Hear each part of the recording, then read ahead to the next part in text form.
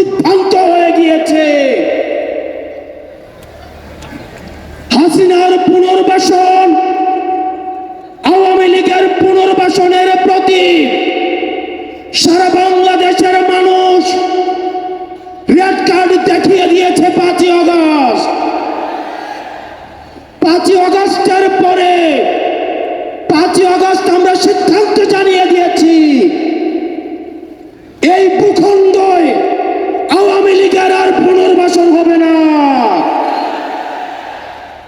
যেই আওয়ামী লীগ আমাদের দাড়ি টুপিওয়ালা ভাইদেরকে বাইতুল মুকাররমের সামনে থেকে টেনে টেনে রাস্তায় নামিয়ে এনেছিল, সেই আওয়ামী লীগের আর পুনর্বাসন হবে না।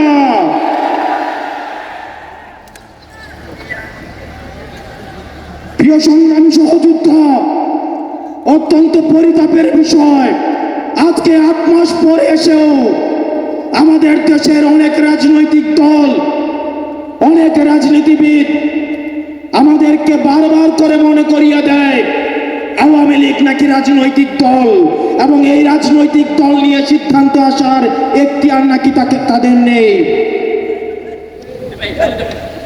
ডক্টর মোহাম্মদ ইউনূস গত কিছুদিন আগে বলেছেন আগামী নির্বাচনে আওয়ামী লীগ অংশগ্রহণ করবে কি করবে না সেটি সিদ্ধান্ত নাকি আওয়ামী লীগের। ডক্টর মোহাম্মদ ইউনূস, আপনি ভুলে যাবেন না আমরা আপনাকে ক্ষমতায় বসিয়েছি। আওয়ামী লীগ নির্বাচন করবে কি করবে না, আওয়ামী লীগ আসবে কি আসবে না, এই সিদ্ধান্ত নিয়েছি আমরা। আওয়ামী লীগ মারা গিয়েছে বাংলাদেশে, আর জানাজা হয়েছে দিল্লিতে। আমার ভাই আবরার এবং শহীদ আবু আলিফের রক্তের উপর পাড়া দিয়ে এই আওয়ামী লীগ বাংলাদেশে আসবে না। এই সংস্কার আমাদের দেশের সবচেয়ে বড় সংস্কার, আওয়ামী লীগকে নিষিদ্ধ করতে হবে। কোন কিন্তু অথবা নেই, আচ্ছা দেখছি এরকম কিছু নেই, আওয়ামী লীগকে নিষিদ্ধ করতেই হবে।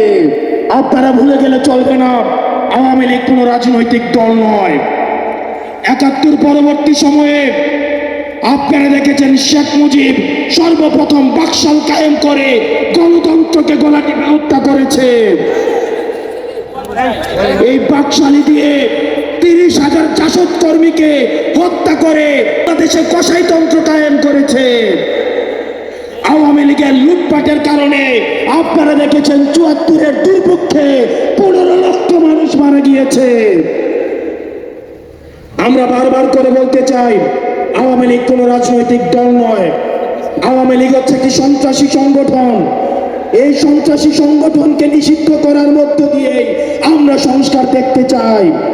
একই সাথে শাপলায় যে হত্যাকাণ্ড হয়েছে, আমরা আপনাদের কাছে অনুরোধ জানাবো এই শাপলা হত্যাকাণ্ডে যারা শহীদ হয়েছে আজকের এই মঞ্চ থেকে এই শহীদের লিস্ট আপনারা জাতির সামনে প্রকাশ করুন।